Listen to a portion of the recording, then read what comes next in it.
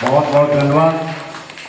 आज अति पिछड़ा आरक्षण बचाओ संघर्ष महामोर्चा के तत्वाधान में आज महनार के साहू धर्मशाला के प्रांगण में हम लोग के माननीय पार्षद कुलदीप शाह जी के अध्यक्षता में कार्यक्रम यहाँ संपन्नता की ओर है। आज लगातार सफल संचालन आदरणीय हमारे बड़े भाई जयलाल शाह जी कर रहे हैं और अपने इस वैशाली जिला के अति पिछड़ा आरक्षण बचाओ संघर्ष महामोर्चा के जिला के अध्यक्ष हैं आदरणीय राजेश गांधी जी, अपने अति पिछड़ा आरक्षण बचाओ संघर्ष महामोर्चा के राष्ट्रीय कोषाध्यक्ष आदरणीय मोहम्मद मुश्ताक भाई, आदरणीय चंद्रेश्वर शाह जी जो हम लोग के अति पिछड़ा आरक्षण बचाओ संघर्ष महामोर्चा के प्रदेश के अध्यक्ष, ललन चंद्रवंशी जी जो आरक्षण बचाओ महामोर्चा के प्रदेश के उपाध्यक्ष हैं, अपने भाई जवाहर भैया जानते हैं लगातार आप लोग से जुड़े रहते हैं और समाज के मात्र ऐसे कई लोग होंगे, लेकिन हमको जो यहाँ तक जानकारी है कि जो पिछड़ा अति पिछड़ा दलित समाज का आवाज महनार के अपने हिराल भैया हैं, अपने प्रदेश के उपाध्यक्ष भी हमारे अपने महामोर्चा के, अपने यहाँ उपस्थित हैं मनोज कुमार शाह जी, अशोक कुमार जी, राधे बाबू जी, मुंचुल कुमार जी, सुधीर कुमार जी, मनमोहन शाह जी, अपने प्रयाग शाह जी, अनिल साहू जी, सीताराम शाह जी, बहादुर जी, सुधीर शाह जी, कमलेश जी, अरुण कुमार जी, उपस्थित सभी। बहुत सारा संवाद हम लोग के बीच नहीं आता है। जब तक जानकारी नहीं होगी तो समाज कैसे उस बात के लेकर आगे पहल करेगा, लड़ेगा। माननीय हाई कोर्ट पटना ने अति पिछड़ा के रिजर्वेशन जो है नगर निकाय के चुनाव में समाप्त कर दिया और बिहार सरकार को आदेश दिया कि आप उस सीट को जेंडर करा के चुनाव कराओ। कब? नवमी के दिन, दुर्गा पूजा के जो नवमी है उस दिन स्कूल, कॉलेज, कोर्ट, कचहरी से लेके जितनी भी सरकारी संस्था है सारा का सारा बंद है। हमारे अति पिछड़ा समाज के जो माँ बहन है, हमारे भाई बंधु है, सब लोग पूजा पाठ में लगा हुआ है। कोई समाचार नहीं देख रहा है क्या हो रहा है, नहीं हो रहा है। वैसे समय में माननीय हाई कोर्ट पटना ने बंद कोर्ट है उसको खोलकर अति पिछड़ा का रिजर्वेशन समाप्त कर रहा है। क्यों? कि ताकि इन लोग तक संवाद नहीं जाए, मैसेज नहीं जाए। जब तक अति पिछड़ा समाज को जानकारी मिलेगा तब तक तो मामला ठंडा हो जाएगा, हम इसका रिजर्वेशन समाप्त कर देंगे। उस समय भाजपा ओबीसी मोर्चा बिहार प्रदेश के हम अध्यक्ष थे, दूसरी बार हम अध्यक्ष हैं। वहां हम लोग देख रहे हैं कि जो सरकार में जो अति पिछड़ा समाज का नेता है, जो विपक्ष में जो अति पिछड़ा समाज का नेता है, वह इस समाज के आरक्षण जो माननीय हाई कोर्ट जो समाप्त कर दिया उसके लिए पहल करना चाहिए लोगों को। लेकिन देख रहे हैं कोई पहल नहीं कर रहा है, कोई चर्चा नहीं कर रहा है। अपने समाज को फोन के माध्यम से भी कहना चाहिए कि भाई अति पिछड़ा का आरक्षण समाप्त हो गया, गांव गांव घर घर से आवाज उठना चाहिए उसके विरोध में। लेकिन जब नेता ही नेतृत्व ही चुप रह जाएगा तो हमारे लोग तो संवाद कैसे जाएगा। तो अधिकांश लोगों को पता भी नहीं है कि रिजर्वेशन हाईकोर्ट पटना ने समाप्त कर दिया। यदि वहां आरक्षण समाप्त करने में हाईकोर्ट सफल हो जाता तो आने वाले दिनों में पंचायती राज में जो हम लोग को रिजर्वेशन है अति पिछड़ा समाज का, वहां रिजर्वेशन समाप्त हो जाता, फिर जाके एसटी को समाप्त करता, फिर एसटी को समाप्त करता, फिर पिछड़ा को समाप्त करता। यानी कि जो षड्यंत्र चल रहा है इस देश में अभी रिजर्वेशन समाप्त करने का, बाबा साहेब भीमराव अम्बेडकर जी ने 1934 में हम लोग को जो साइमन कमीशन के आधार पर जो रिजर्वेशन दिया, उस समय एसटी एससी के अलावा पिछड़े समाज को भी रिजर्वेशन दे रहे थे। लेकिन उस समय हमारे पूर्वजों ने चूक कर गया, उन लोगों ने र्यूमर फैलाया हमारे समाज के लोगों के बीच जाकर कि यदि आप लोग रिजर्वेशन लेंगे तो जिस तरह से पासवान और रविदास का जो पानी नहीं चलता है उस तरह से आपका भी पानी नहीं चलेगा। हम लोग को समाज का रिजर्वेशन नहीं चाहिए। यदि वो आज़ादी से पहले 1934 में अगर रिजर्वेशन हम लोग ले लिए होते तो आज इतना लड़ाई लड़ने की आवश्यकता नहीं होती। और आज जो रिजर्वेशन मिला है वो संख्या के अनुपात में नहीं मिला है। एसटी एसटी की जितनी संख्या है उसको 16% दलित की आबादी है, आरक्षण कितना है 16। एसटी समाज का 7.5% इस देश में आबादी है, आरक्षण कितना मिलता है 7.5। मैंने संख्या के अनुपात में मिल रहा है। हम लोग कितना है, हम लोगों को जो 1931 में जो जनगणना हुई है भारत में, जातीय जनगणना, उसमें हम लोग की आबादी पिछड़ा और अति पिछड़ा मिलाकर 52 है, आरक्षण है 27। सीधे आधा, सीधे आधा। अगर अम्बेडकर जी 34 में रिजर्वेशन दे रहे थे तो हम लोग का रिजर्वेशन कितना मिलता 52। इतनी बड़ी बेईमानी हो रही है, उसके बावजूद भी निजीकरण के माध्यम से आरक्षण समाप्त किया जा रहा है। निजीकरण क्या है भाई? आप जितनी भी सरकारी संस्था है, सारी सरकारी संस्थानों को आप निजी कर रहे हैं, प्राइवेट कर रहे हैं। तो प्राइवेट संस्था में आरक्षण है क्या? है आरक्षण।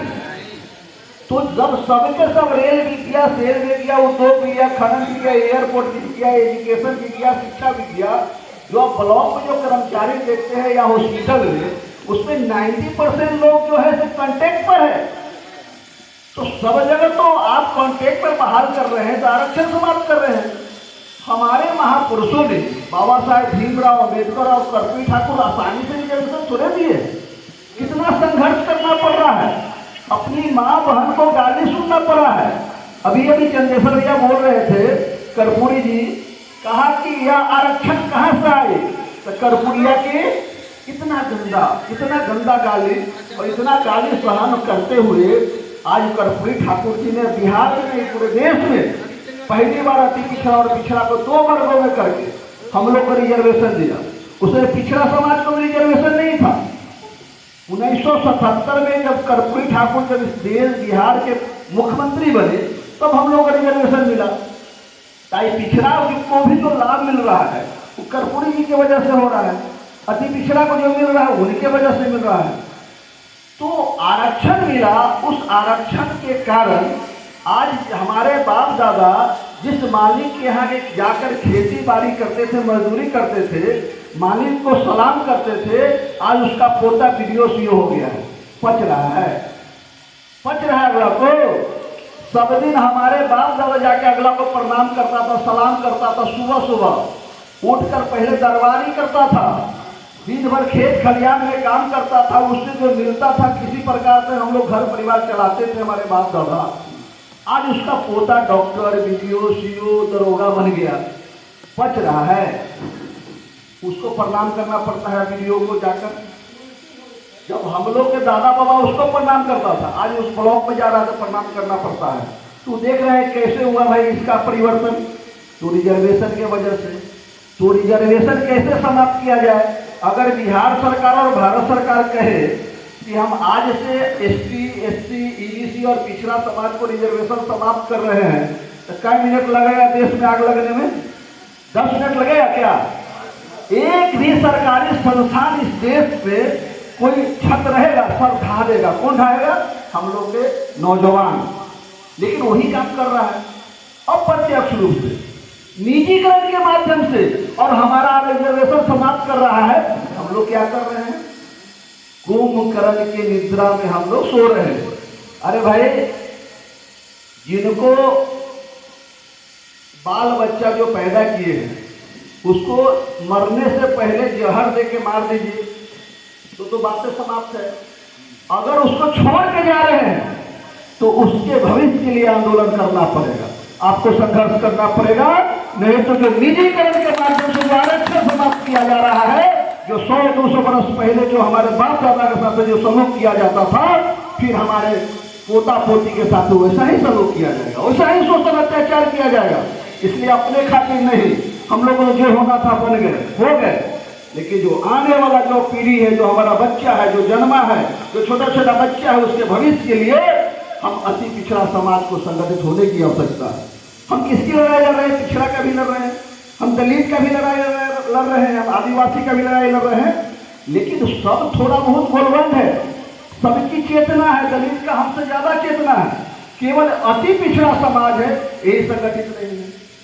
बाबा साहेब भीमराव अम्बेडकर ने क्या कहा, कर्पूरी ठाकुर जी ने क्या कहा, ज्योतिबा फूले ने क्या कहा, सावित्रीबाई फूले ने क्या कही, पेरियार साहब ने क्या कहा, जितने भी महापुरुष पिछड़ा अति पिछड़ा दलित समाज से हुआ है, सब लोगों ने कुल मिला के 3 बात कही, शिक्षित हो, संगठित हो, संघर्ष करो। तो शिक्षित तो थोड़ा बहुत हम लोग हो गए, हुए या नहीं, लेकिन संगठित है क्या? संगठित है? ईमानदारी से बोलिए। नहीं, तेली के लिए, कानू के लिए, नुनिया के लिए, लोहार के लिए, मला के लिए संगठित है। वो क्या कहे थे अम्बेडकर जी कि खाली तेली संगठित रहना, बाकी असंगठित रहेगा।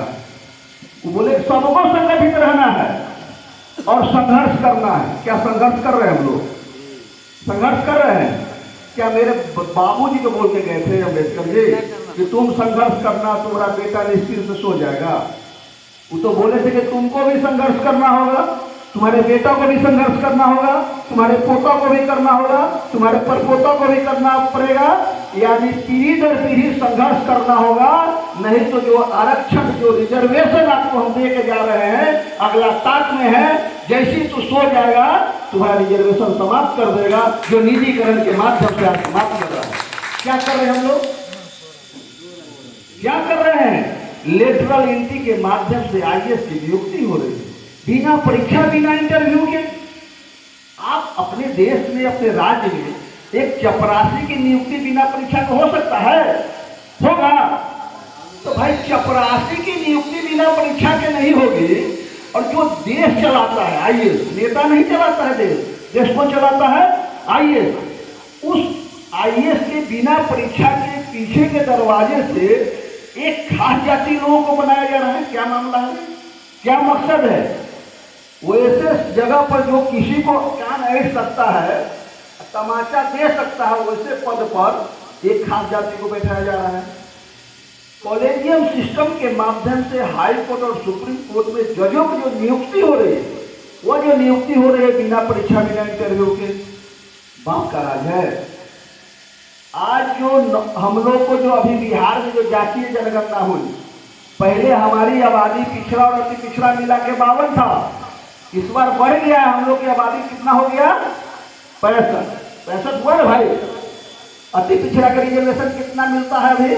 18, बढ़ा के कितना किया गया? 25, 18 7, माने 7% आपको आरक्षण का कोटा बिहार सरकार ने बढ़ाया। पिछड़ा वो कितना बढ़ाया? 12, 6% उसको बढ़ाया, 12 6 18। दलित की आबादी कितनी थी? 16, उसको कितना बढ़ाया? 4 20। और आदिवासी यहाँ 1% है, उसको बढ़ाया गया 2, 1.5% है, उसको 2 किया गया। कुल मिलाकर 65% रिजर्वेशन दिया गया। किसके आलोक में? हमारी जो जातीय गणना हुई है बिहार में, उसमें हमारी संख्या की बढ़ोतरी हुई है। उस बढ़ोतरी के आलोक में बिहार सरकार ने 65% रिजर्वेशन हम लोग को दिया। और जब दिया, इसके खिलाफ वो लोग हाई कोर्ट चला गया। हाई कोर्ट ने हमारे रिजर्वेशन को रद्द कर दिया। हाई कोर्ट ने हमारे रिजर्वेशन को रद्द कर दिया। कोई आवाज उठाया क्या? कौन उसका विरोध किया क्या? जो अति पिछड़ा के नेता भाजपा में नहीं है, जदयू में नहीं है, आरजेडी में नहीं है, लोजपा में नहीं है, लेकिन कुल मिला के कोई अति पिछड़ा के नेता आवाज उठाया? कहीं धरना प्रदर्शन कहीं किया क्या? लेकिन हम लोगों ने अति पिछड़ा आरक्षण बचाओ संघर्ष महामोर्चा ने, क्योंकि शनिवार को किया था, शुक्रवार को, शनिवार को हो नहीं सकता था, संडे को, सोमवार के दिन इसी पटना के गर्दनी बाग में हम लोग अति पिछड़ा आरक्षण बचाओ संघर्ष महामोर्चा के तत्वाधान में हम लोगों ने वहां पर हाई कोर्ट के खिलाफ धरना पर बैठे। केवल एक संगठन, उस संगठन का नाम है अति पिछड़ा आरक्षण बचाओ संघर्ष महामोर्चा। बाकी लोग क्यों नहीं आवाज उठाया? इसमें सबका हित है या नहीं है? दलित का भी है, पिछड़ा का भी है, अति पिछड़ा का भी है, आदिवासी का भी है। अब सबका रिजर्वेशन समाप्त हो रहा है, हाईकोर्ट कर रहा है। और आप लोग, हम लोग क्यों जोड़ी था भाई? पटना में धरना देना जोड़ी था।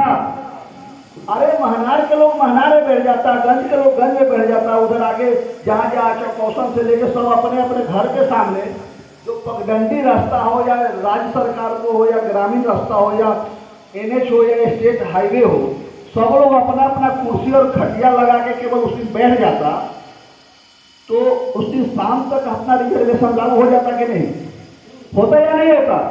क्या जरूरी था पटना जाने का हम लोग को? केवल जो अति पिछड़ा दलित और आदिवासी और पिछड़ा समाज ये 85% और 85% का रिजर्वेशन हाईकोर्ट ने समाप्त कर दिया। अगर यह समाज केवल उसके विरोध में अपने अपने घर के सामने जो सड़क है, सड़क पर खटिया चौकी लेके खाली बैठ जाता, तो क्या होता? शाम तक हाईकोर्ट उसको अपने फैसला को वापस लेता कि नहीं लेता? हम लोग गए कहाँ फैसला वापस लिया? अभी सुप्रीम कोर्ट गया हम लोग के लोग, सुप्रीम कोर्ट ने हाई कोर्ट के फैसला को जायज ठहरा दिया। आप EWS के रिजर्वेशन 10% दिए ना भाई, बिना कोई प्रक्रिया पूर्ण किए हुए, बिना कोई कमीशन का बहाल किए आप EWS को रिजर्वेशन दे दिए। उसके खिलाफ भी हम लोग सुप्रीम कोर्ट गए, तो हाई कोर्ट फैसला जायज ठहरा रहे हैं। जब पिछड़ा अति पिछड़ा दलित का संख्या में वृद्धि हुई है और तब आरक्षण दे रहा है, तब उसको आप रद्द कर रहे हैं। इस प्रकार से कोर्ट भी जातिवाद करता है बैठ के वहां। अगर पिछड़ा समाज का बेटा, अति पिछड़ा समाज का बेटा, दलित समाज का बेटा, आदिवासी समाज का बेटा और बेटी अगर हाई कोर्ट और सुप्रीम कोर्ट में अगर रहता जज, तो मेरा रिजर्वेशन जाता क्या? मेरा रिजर्वेशन समाप्त होता। तो चूंकि कॉलेजियम सिस्टम से एक जाति बन रहा है, तो वहां भी हमारे साथ सौतेलापन व्यवहार कर रहा है कोर्ट। इतना बड़ा षड्यंत्र चल रहा है, हमारा समाज समझ नहीं रहा है। आज इस प्रकार का षड्यंत्र चल रहा है। अब सुप्रीम कोर्ट ने रद्द कर दिया, अब कहा जाइएगा? कोई दरवाजा बचता है जिसको हम लोग खटखटाएंगे? अब तो सुप्रीम कोर्ट के बाद कोई दरवाजा नहीं है। अब हम लोग की संगठन कह रहा है प्रधानमंत्री जी को कि आप इसको 9वीं अनुसूची में डालिए, 9वीं अनुसूची में डालिए, ताकि कोई इसके खिलाफ हाईकोर्ट और सुप्रीम कोर्ट में इसको चुनौती नहीं दे सकता है। फिर भी नहीं कर रहा है भाई, क्यों है? 85% का बात है, उसमें अति पिछड़ा का लाभ नहीं होगा, पिछड़ा का भी होगा, दलित का भी होगा, आदिवासी का होगा, और उसको 9वीं अनुसूची में डालने की बात हो रही है, ताकि हमारा जो 65% रिजर्वेशन हो जाए। उसको भारत सरकार क्यों नहीं कर रही है भाई? क्यों नहीं कर रही है? कह रहे हैं कि हम पिछड़ा समाज से हैं, अति पिछड़ा समाज से हैं। जब इसी समाज से है, इसी समाज को लाभ मिलना है और वही हमारे बच्चों को मिलना है, हमारे विद्यार्थी को मिलना है, उसके भविष्य में उसको मिलना है, आप नहीं दे रहे हैं, 9वीं अनुसूची में नहीं डाल रहे हैं। तो समझिए, आज तक कोई भी धोखा दिया है, अपना बन के धोखा दिया है। अपने लोग धोखा देता है, दूसरा कोई धोखा नहीं देता है। तो जो रिजर्वेशन समाप्त किया जा रहा है, मोदी जी को सामने लाकर उनके आड़ में सारा हक अधिकार जो बाबा साहेब भीमराव अम्बेडकर और कर्पूरी ठाकुर जी ने दिया है, वो बारी बारी से समाप्त किया जा रहा है। तो एक चीज ध्यान रखना चाहिए कि जो हमारा ई करे वो मेरा समझी नहीं हो सकता है, होगा क्या? इसलिए अभी इतना सारा हो रहा है, उसके बावजूद भी अभी जो नेता है पिछड़ा समाज का, पिछड़ा दलित समाज का, अभी अगर चिराग पासवान जी, जीतन राम मांझी और उपेंद्र कुशवाहा अगर कहे गई भारत सरकार को कि आप इसको 9वीं अनुसूची में डालिए, नहीं तो हम आपके सरकार से समर्थन आपस लेते हैं, तो कई मिनट लगेगा 9वीं अनुसूची में डालने में? 10 मिनट लगेगा क्या? नहीं लगेगा। आज नित्यानंद राय, सम्राट चौधरी, रेणु देवी, प्रमोद गुप्ता,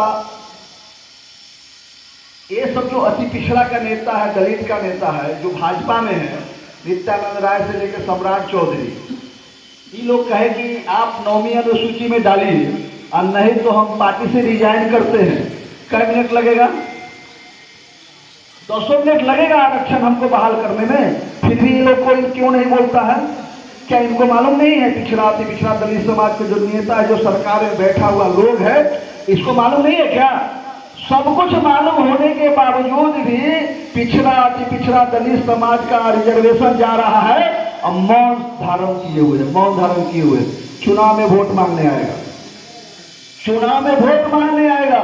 और जो नेता है वो अपने अपने जाति का आदर्श बना हुआ, कहता है कि हम इस जात का नेता है, हम इस जात का नेता है, इस समाज का नेता है, आदर्श बना हुआ। हम लोग उसको मानते भी कि हमारे समाज का ही नेता है। लेकिन आरक्षण जा रहा है, 9वीं अनुसूची में डालने की बात हो रही है, उसके बावजूद भी जो सरकार में बैठा जो हमारे बीच के जो नेता है, जो हमारे प्रतिनिधि है, वह इसके लिए पहल नहीं कर रही है। आज आप बताइए, आज आपका 9वीं अनुसूची में नहीं डाल रहा है, रिजर्वेशन जा रहा है, ये किसके लिए? हम लोग के शर्म की बात है कि नहीं?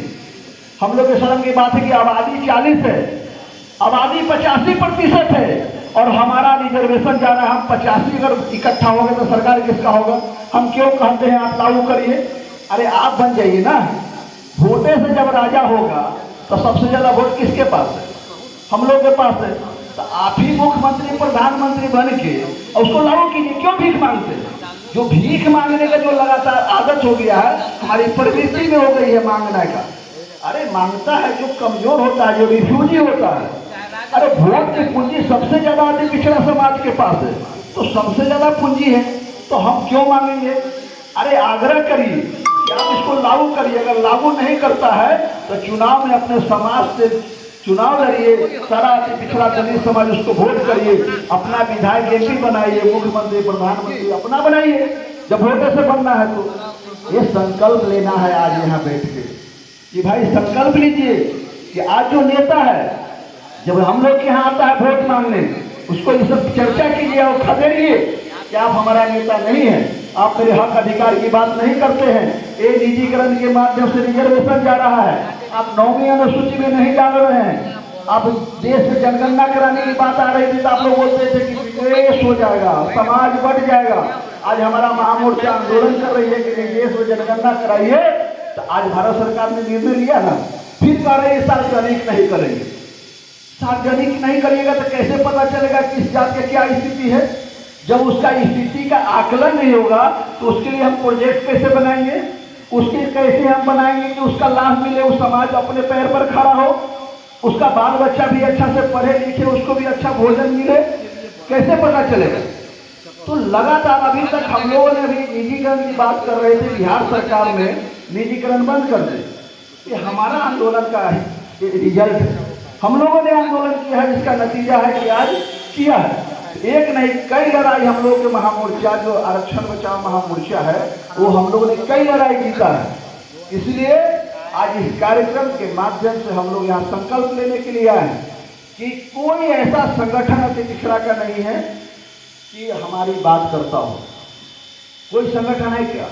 अगर संगठन होता, हमारा जो नगर निकाय के चुनाव में रिजर्वेशन समाप्त किया, हम लोग संगठन होता तो हर ब्लॉक में धरना पर बैठे। संगठन नहीं है तो कौन बैठेगा? हम लोग इसीलिए संकल्प लिए है कि नहीं, बिहार में अब सबका है, दलित का पार्टी है, आदिवासी का पार्टी है, पिछड़ा का पार्टी है, अगरा की पार्टी है, लेकिन अति पिछड़ा कोई पार्टी है तो बताइए है बिहार में? पूरे देश में कोई पार्टी है अति पिछड़ा का? बिल्कुल नहीं। आबादी 40, क्या ये हम लोग 6 करोड़ आबादी है, 2 करोड़ माँ बहन होगी ना कि नहीं होगी? 2 करोड़ माँ बहन के कोख से एक भी बेटा ऐसा पैदा नहीं लिया जो अति पिछड़ा का नेतृत्व कर सके। इसलिए अब चंदेश्वर शाह जी हैं, हीरालाल जी हैं, मुश्ताक भाई है, आपको ललन चंद्रवंशी जी सहित आप सब लोग हैं, राजेश जी है, ये माई के कोख से पैदा ले लिया है। इस अति पिछड़ा को, पूरे बिहार पूरे देश के अति पिछड़ा को हम संगठित करके ही दम लेंगे। और मिशन है चुनाव लड़ना और अपने दल को मजबूत करना, और देश में सबसे बड़ी पार्टी हमारी हो रही थी।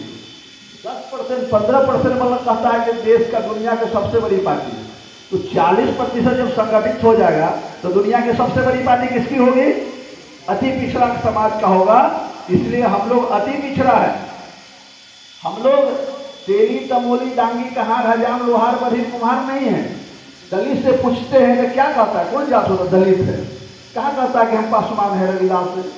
हम लोग से पूछता है तो तेली है, नोनिया है, कहाँ है, हजाम है, क्या बात है भाई? आपसे अगर कोई पूछता है तो आप भी कहिए कि हम अति पिछड़ा है, हम अति पिछड़ा का बेटा, अति पिछड़ा का बेटा है। कहने का मतलब कि सबसे बड़ी आबादी 40%। जिधर देखिए गांव में उधर घर है लोहार 10 घर, कहाँ 5 घर, हजाम 15 घर, कानू है, तेली है, जिधर नजर दौड़ाइएगा अति पिछड़ा ही अति पिछड़ा है। इतनी बड़ी संख्या रहने के बावजूद भी बाबा साहेब भीमराव अम्बेडकर ने एक वोट का अधिकार दिया और उसी से राजा होना है, तो भाई अति पिछड़ा क्यों नहीं? और इसको अति पिछड़ा समाज है हमारा। इस समाज में सूझबूझ रखने वाला, थोड़ा सा चेतना तेली समाज का थोड़ा ज्यादा है, इसमें कोई तो शंका नहीं है। तेली समाज समझता भी है, दूरदृष्टि भी रखता है, तो इस समाज को जिम्मेदारी ही बढ़ जाता है कि बाकी जो हजाम, लोहार, बरही, कुम्हार, कानू, इस नुनियादीन बेलदार जो जाति है, इस जाति को साथ जोड़ के एक नेतृत्व, एक संगठन, एक मजबूत संगठन खड़ा करना, उसकी जिम्मेदारी कौन करे? कौन किसका होता है? जिस घर में जिसका बेटा ज्यादा काबिल होता है, 3 गो 4 गो बेटा है, और जो ज्यादा बेटा जिसका काबिल होता है, घर का भार किस पर होता है? जो काबिल बेटा हो तो उसी पर घर का ज्यादा जिम्मेदारी होती है। तो अति पिछड़ा समाज में तेली समाज थोड़ा ठीक ठाक है, थोड़ी उनकी चेतना जगी हुई है, सूझबूझ रखता है, राजनीति का नॉलेज भी है, ज्ञान भी है, तो सब कुछ है। तो आपकी जिम्मेदारी भी है कि बाकी जो अति पिछड़ा समाज है उसको हम लोग गोलबंद करके, उसको समेट करके आगे जो कार्यक्रम होगा उस कार्यक्रम में अपनी उपस्थिति, अपनी संख्या दिखाना, वैसे लोगों को जो सूझबूझ रखता है। तो हर आदमी अगर अपने गांव के अगल बगल के एक वो हर जात से अगर आदमी लाइएगा तो 10 को अति पिछड़ा से कम है क्या गांव में? किसी गांव में जाइएगा तो 10 जाति जरूर है। एक लोगों को लाते हैं तो अपने साथ लाइएगा तो कितना आदमी लाइएगा? 10 आदमी। यहाँ 100 लोग हैं, 10 आदमी लाइएगा तो 1000 लोग होगा। तो चूंकि अब इसलिए हम कह रहे हैं कि आगे जब भी अब कोई बैठक हो, मीटिंग हो, तो जो इस समाज के लोग हैं, बाकी समाज में भी थोड़ा बहुत चेतना जगह हुआ, ऐसा नहीं है, लेकिन उसमें ज़्यादा हमारे तेली समाज के लोगों का है। तो उनकी जिम्मेदारी है कि अगली बैठक में जब जाए तो उसमें संख्या बल के साथ बाकी जो समाज के लोग हैं, जो जाति के लोग हैं, उसको जरूर लाइए, क्योंकि उपाय नहीं है, कोई रास्ता है, कोई रास्ता बचने का है तो उपाय करिए। कहीं कोई रास्ता नहीं है, पिसाना है। चक्की में नूनियों पिसागा, कहाड़ पिसागा, लोहार पिसागा, कानू के लिए सबको पीस के और सत्तू निकालना चाह रहा है। तो जब पिसाना है तो इससे बचना है ना भाई। इसलिए जिम्मेदारी हम लोग की है कि हमको जो बाल बच्चों को जो फिर से गुलाम बनाने के जो षड्यंत्र चल रहा है, उसका हक अधिकार समाप्त करने का जो षड्यंत्र चल रहा है, निजीकरण 70% हो गया। देश में जितनी भी सरकारी संस्था है उसका 70% निजीकरण हो गया, प्राइवेट हो गया, मात्र 30% बचा हुआ।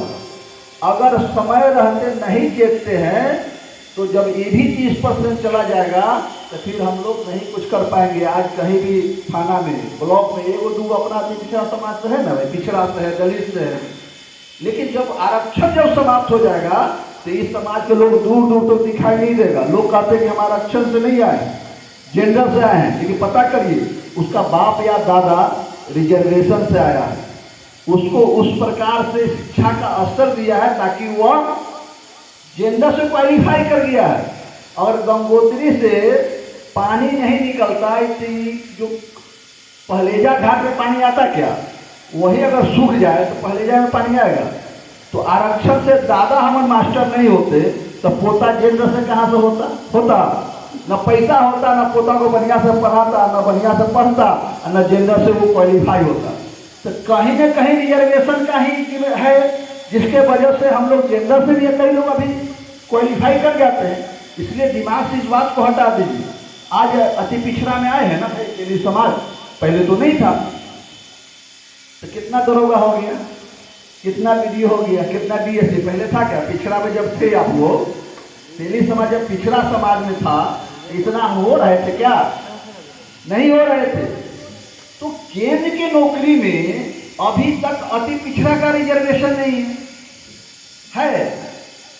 केंद्र की नौकरी में अति पिछड़ा का रिजर्वेशन है? बोलिए है। क्यों नहीं है? इसके जिम्मेदार कौन है? नेता तो देते हैं कि उनके विधानसभा लोकसभा में, वो लोग दिलवाता क्यों नहीं है?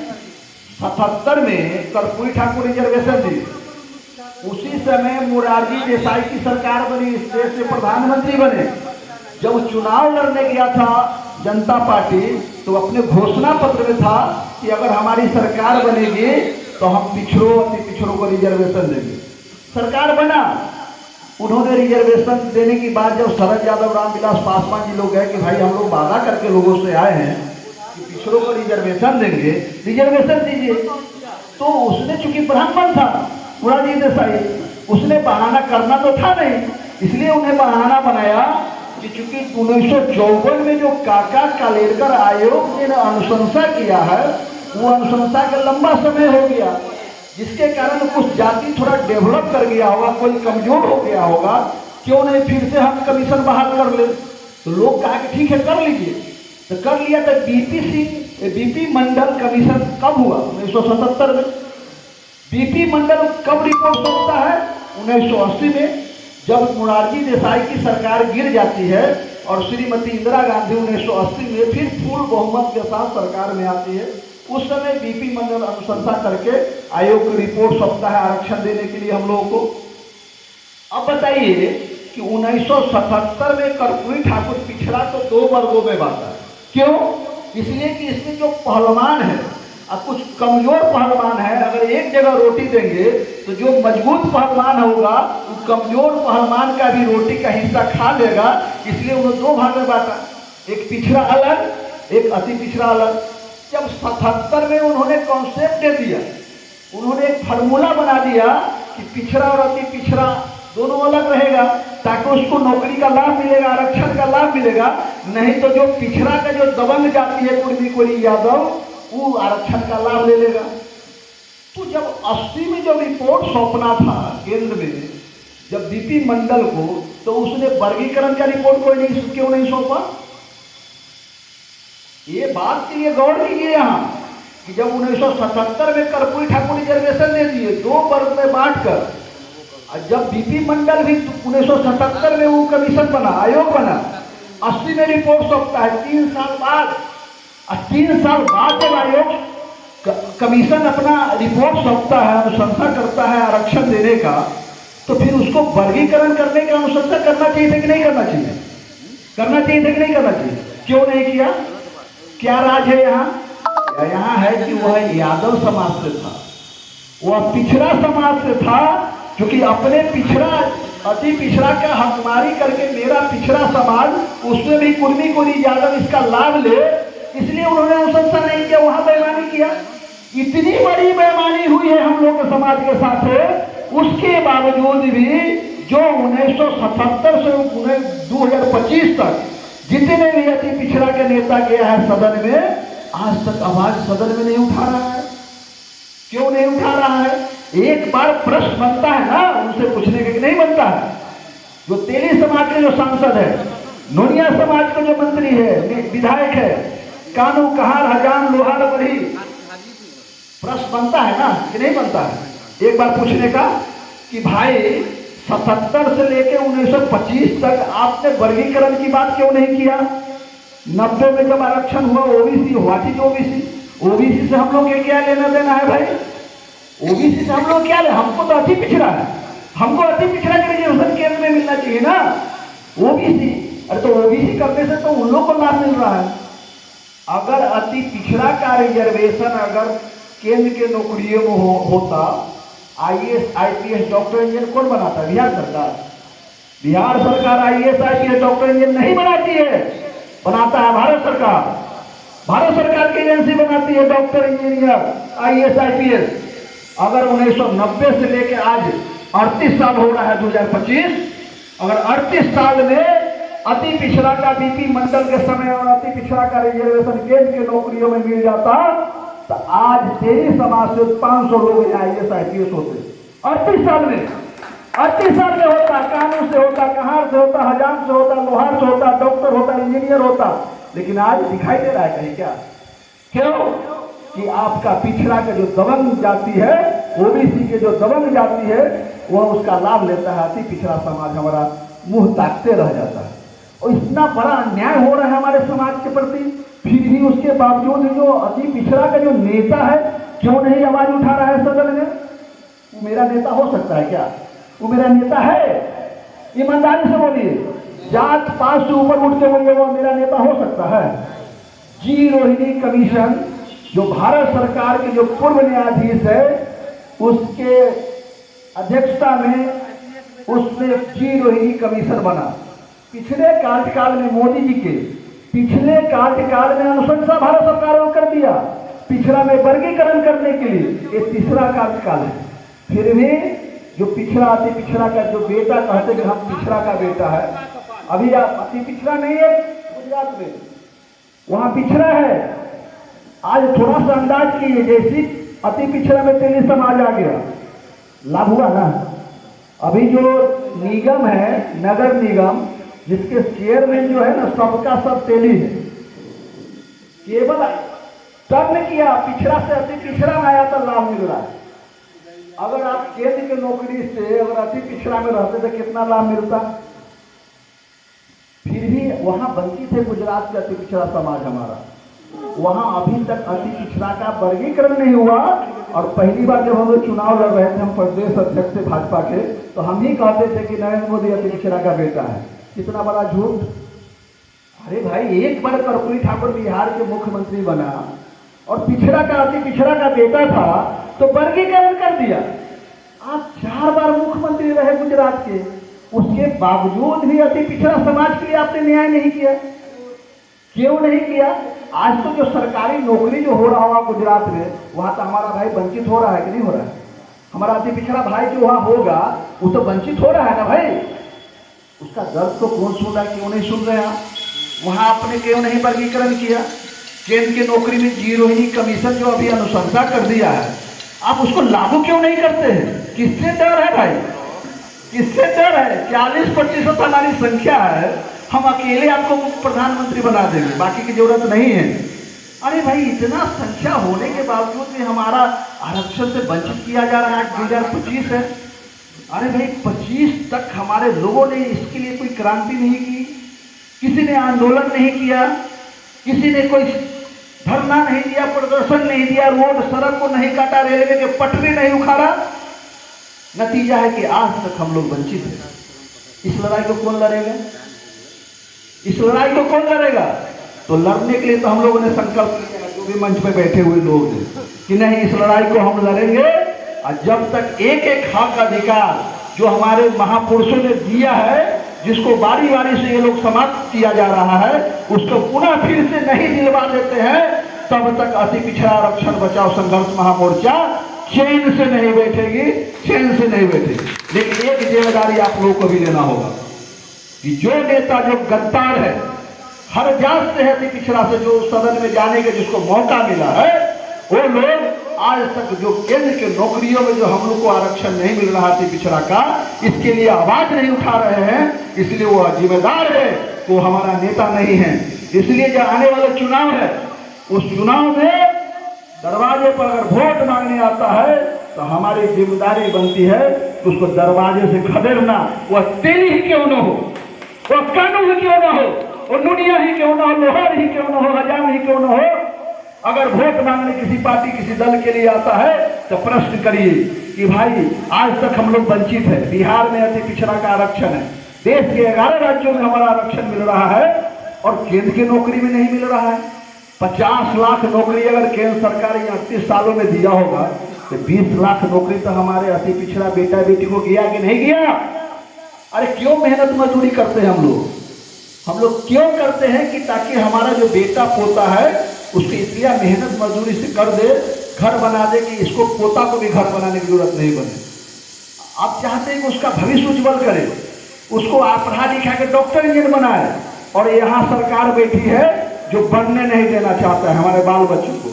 ये हमारे बाल बच्चा का दुश्मन है, वो हमारे बाल बच्चों के भविष्य का विरोधी है। इसलिए इस कार्यक्रम के माध्यम से आज सब लोगों को संकल्प लेना होगा कि अति पिछड़ा आरक्षण बचाओ संघर्ष महामोर्चा के अगर बातों से अगर सहमत है, देखिए इधर चचा, बातों से अगर सहमत है कि सही में आपके बाल बच्चा के भविष्य की अगर लड़ाई हम लोग लड़ रहे हैं तो आप मदद करिए, सहयोग करिए, मेरे पीठ पर खड़ा रहिए।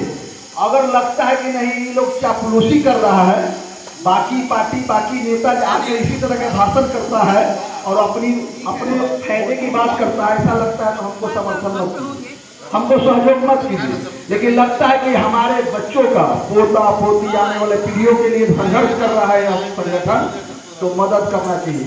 क्या लगता है कि ये आपके लिए कर रहे हैं हम लोग काम? कर रहे हैं लगता है? बोलिए, सही में लगता है कि ईमानदारी से? ऐसा तो नहीं कि हम लोग कुछ चापलूसी कर रहे हैं, कोई बेईमानी करने के लिए आप लोग के नीचे हैं। तो जब आपके लिए काम कर रहे हैं तो आपको भी हम लोग के साथ कमिटमेंट करना होगा कि हम लोग कभी ऐसी खेती नहीं कर रहे हैं, उसमें बीज भी बोना है, फसल को लगाना भी है, उसकी सिंचाई करना है, छिड़काव करना है, सब कुछ करना है, फिर फसल काट के अपने घर में रखना है, नहीं कि दूसरे घर में जाके हम उसको फसल काट के रख देंगे। इसलिए चुनाव आएगा, तो चुनाव आएगा तो सुनिए, यहाँ महनार सीट से चुनाव लड़ने की तैयारी करिए और चुनाव लड़ने की तैयारी करिए और इस तरह से रोज 5-7 सभा हम लोग हर पंचायत में करेंगे, यही के लोग करेंगे, हम लोग भी आएंगे और लोगों को समझाएंगे, पिछड़ा अति पिछड़ा दलित समाज के लोगों को। और वैचारिक रूप से, तो जो वैचारिक रूप से अगर हम समझा देंगे तो जब ये जात का जो संबंध होता है ना, रक्त का संबंध, उससे ज्यादा प्रभावी होता है विचारधारा का संबंध। रक्त का संबंध को तो काट दीजिएगा तो अलग हो जाएगा, लेकिन जो विचारधारा का संबंध होता है उसको टुकड़ा टुकड़ा काट दीजिए, हर मांस के टुकड़ा से एक ही बात आवाज आएगी, अति पिछड़ा आरक्षण बचाओ, जिंदाबाद जिंदाबाद जिंदाबाद। ये विचारधारा का संबंध है, इसलिए विचारधारा से लैस करेंगे महनार के लोगों को। ये सब कुछ हक अधिकार समाप्त हो रहा है आपका, इसके लिए हम लोगों ने संकल्प लिया है। आपका जो नेता चिराग है, जो जीतन राम मांझी, उपेंद्र कुशवाहा है, नहीं बोल रहा है, जा रहा है, बारी बारी समाप्त हो रहा है, नहीं बोल रहा है। नित्यानंद राय हो, चाहे उपेंद्र कुशवाहा हो या सम्राट चौधरी हो, ये सब समाप्त हो रहा है, लेकिन इन लोगों का मतलब नहीं है, इन लोगों केवल अपना सुख सुविधा से मतलब है, अपने बाल बच्चा से।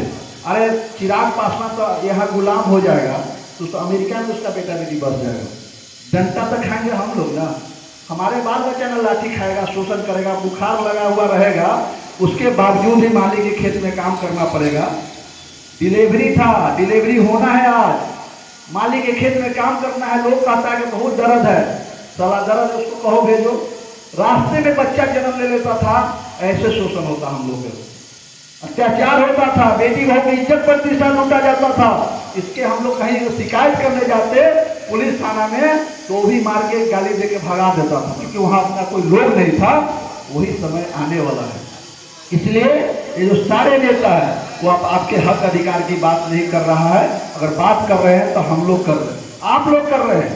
इसलिए आज संकल्प लीजिए कि हम लोग ताकत दीजिएगा तभी कोई, देखिए शक्ति की पूजा हर जमाने में हुआ, संघे शक्ति कल जुगे और संघे शक्ति जुगे जुगे। संगठन में शक्ति होगा तभी आपको कोई इज्जत करेगा, नहीं तो नहीं करेगा। अगर तेरी अलग रहिएगा, 8 सीट है ना, यहाँ कितना सीट है वैशाली में? तेली में कौन सीट है 8 में? रिजर्व है, 8 में कोई तेली का सीट है? कानून का, हजाम का, लोहार का, बरही का, कुम्हार का, नुनिया का, ततमा का, मल्लाह का, केवट का, चाय का, बनपट का, तीयर का, बीज का, बेलदार का है क्या 8 में? किसका है? कुर्मी को रिजात, भुइयारा ब्राह्मण, और दलित वाला तो आरक्षित है। ये आपका कहाँ है चर्चा 8 में कहीं? अरे 2-4 कहीं से जीत के आते हो तो टिकट मिल जाता है, इसलिए जीत के आ जाते हैं, लेकिन आपका कोई सीट है? क्योंकि जब टिकट देने की बारी आती है तो संख्या देखा जाता है, तो संख्या के दृष्टिकोण से तेली कितना है, नुनिया कितना है? कम है, यादव की अपेक्षा कम है, कुशवाहा की अपेक्षा कम है, पासवान की अपेक्षा कम है, तो आपका सीटें नहीं बनता है। लेकिन जब अति पिछड़ा सब एक हो जाएगा तब कि 8 में 6 गो तो है ना भाई, दलित 2 गो है, 6 गो सीट किसका होगा? सबसे ज्यादा संख्या किसकी होगी? अति पिछड़ा का होगा ना भाई। तो अलग अलग रह के 100 वर्ष और भी हम लोग अलग अलग रहते हैं, तो तेली का सीट बनेगा क्या? तो जब नहीं बनेगा, और हम लोग चाहते हैं कि हमारे समाज से भी नेता हो, हक अधिकार मिले, एक ही उपाय है ना कि अति पिछड़ा को गोलबंद होना। और जब अति पिछड़ा गोलबंद होगा तो दलित भी हमारे साथ आएगा। तो कितना होगा, 40 से 60 100 सीट जीतेगा, 243 सीट आप ही जीतिएगा, एक सीट दूसरा नहीं जीतेगा। अगर हम लोग गोलबंद करने में अगर सफल हो गए तब तो हम प्रयास कर रहे हैं, तो आप लोग भी सहयोग करिए। इतना नेक काम हम लोग कर रहे हैं, इसमें आप सब 243 में हम ही होंगे कि बाकी सब लोग होगा। तो जब संख्या से होना है तो सबसे ज्यादा हमारी संख्या है। तो ध्यान रखिएगा 8 विधानसभा है, उसमें कहीं हम लोग की गिनती नहीं है, चर्चो नहीं है कि तेलियों को दे दो, लोहारों को दे दो, बढ़ियों को दे दो, कहीं ना, मतलब गिनती भी नहीं होता है। लोकसभा के चुनाव में टिकट दिया अति पिछड़ा को, अब बूथ पर सुबह लाइन लगा के वोट दे रहे, किस खुशी में जाके वोट दे रहे। अगर भूमिहार को टिकट नहीं मिलता तो क्या वोट देता हो? ब्राह्मण को टिकट अगर लोकसभा में नहीं देता राजपूत को तो वोट देता। हिंदुत्व राष्ट्र मतलब रखता, भाजपा को 1 करोड़ गाली देता। और हमारे समाज में किसी को टिकट नहीं दिया और हमारी माँ बहन सुबह जाकर बूथ पर जाकर नंबर लगा के वोट दे रही है, कहीं किस खुशी में? अगर हम लोग 3 भाई है, अगर 15 कट्ठा जमीन है तो उसमें कोई बड़ भाई कहे कि हम ज्यादा मेहनत किए, परिश्रम किए हैं बाबूजी के साथ है, तो कुछ 2-4 कट्ठा ज्यादा हम खरीदे अपना मेहनत से। तो जखनी बंटवारा की बात आएगी तो वह कहता है कि न हिस्सा बराबर ना, हमारा 5 कट्ठा ज्यादा दे दा, जो बचे छो ओकरा में तो सब आदमी बराबर बांटना। क्या ऐसा होगा? क्या कहेगा? ना, वह हिस्सा बराबर, 1 इंची कम ना लेवो, मर जाओ। पर पंचायती भी जमा करेगा, कोर्ट कचहरी थाना पुलिस भी आ जाएगा, मारपीट भी हो जाएगा, मर्डर भी हो जाता है और कहता है कि ना वह हिस्सा बराबर। तुम मेहनत करना, मजदूरी करना, ठीक है, अलग बात है, लेकिन हम वह हिस्सा बराबर लो। 254 सीट है, 54 सीट में अति पिछड़ा 40% है, तो कितना सीट बनता है? 20 को सीट बनता है ना, 520। तो 20 सीट में सीट नहीं मिला, टिकट नहीं मिला, इसके लिए कौन पंचायती जमा करेगा? भाई में अगर 4 कट्ठा ज्यादा भी अगर भाई ले लेता है तो कौन लेता? अपने भाई। अपना भाई ले लेगा तो कोई फर्क भी नहीं है, अपने भाई ले लिया। यहाँ तो भाई को भी नहीं मिल रहा, दूसरा ले लेता है, इसके लिए पंचायती कौन जमा करेगा? इसके लिए न्यायालय में कौन जाएगा? इसके लिए चिंता करना है कि भाई में 1 इंची कम नहीं लीजिएगा। और जब 243 सीट आएगा तो उसमें हम लोग चाहिए ना भाई, अति पिछड़ा का कोई देता है? कोई नहीं देगा। इसलिए अति पिछड़ा का अपना पार्टी होना चाहिए, अति पिछड़ा का अपना संगठन होना चाहिए। अब दूसरा का झंडा हम लोग नहीं ढोएंगे, दूसरा का पालकी नहीं ढोंगे, केवल पालकी या झोला ढोने के लिए हम लोग जन्म लिए हैं। दूल्हा आप बनिएगा, पालकी हम ढोंगे, और हम लोग पालकी नहीं ढोंगे। अब जो झंडा जो देख रहे हैं, झंडा के नीचे जो डंडा है, तो झंडा उसका है, डंडा अति पिछड़ा है। और झंडा भी अपना होगा और डंडा भी अपना होगा। यह संकल्प लेना है इस कार्यक्रम के माध्यम से कि हमारा होगा। अभी जागरण कर रहे हैं, जन जागरण पार्टी नहीं, 2.5 साल से कर रहे हैं। बिहार के सभी जिला में हम लोग गए, प्रखंड में इसी तरह की मीटिंग कर रहे हैं। आदमी कम है, दीवार सुन रहा है ना, दीवार एक दिन आएगा कि चीख कर अति पिछड़ा को जगाएगा। चीख कर दीवार जो है ना हमारे समाज को जगाएगा और हमारा समाज संगठित होगा और बिहार में और देश में अति पिछड़ा का सरकार होगा और आप लोग सरकार में होइएगा और हमारे बाल बच्चों के भविष्य के लिए नीतिगत फैसला किया जाएगा। ताकि आज एजुकेशन शिक्षा महंगा हो गया, शिक्षा महंगा हो गया ना। पहले अगर शिक्षा ग्रहण करते तो कान में शीशा पिघला के जुबान काट ली जाती थी।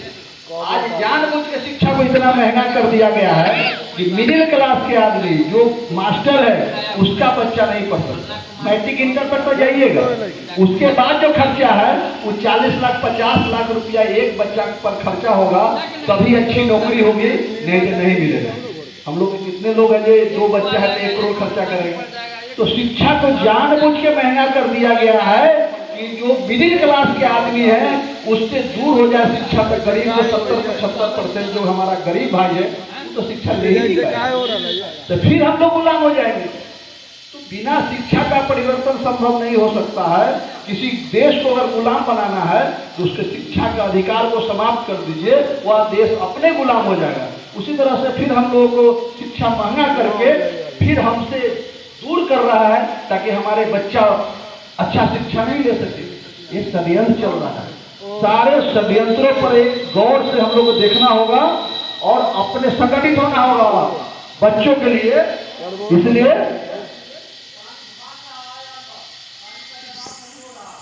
कि हम लोग को अपने अति पिछड़ा समाज के लिए संगठित रहना है। तो संगठित रहेंगे सब लोग हाथ उठाइए सब लोग। तो अभी हम लोग यहाँ आइए, हम लोग संकल्प लेंगे हाथ में हाथ रख के कि हम लोग अति पिछड़ा समाज संगठित रहेंगे। आगे जब भी जहाँ जरूरत होगा, जो संगठन निर्देश करेगी उसके हिसाब से हम लोग के आगे चलना। पार्टी कोई मुखिया आपको निर्देश करेगा तो सब लोग आइए, एगो फोटो सेशन हो जाए कि महनार में हम लोग आए थे तो इतना भारी संख्या में लोग, अच्छी संख्या है, भारी संख्या में लोग हम लोग इकट्ठा हुए हैं। तो सब लोग आइए और आज संकल्प लीजिए। कसम जब तक नहीं खाइएगा तब तक दिमाग में ये बात नहीं रहेगा कि हम यहाँ संकल्प लिए। इसलिए संकल्प लीजिए, आइए।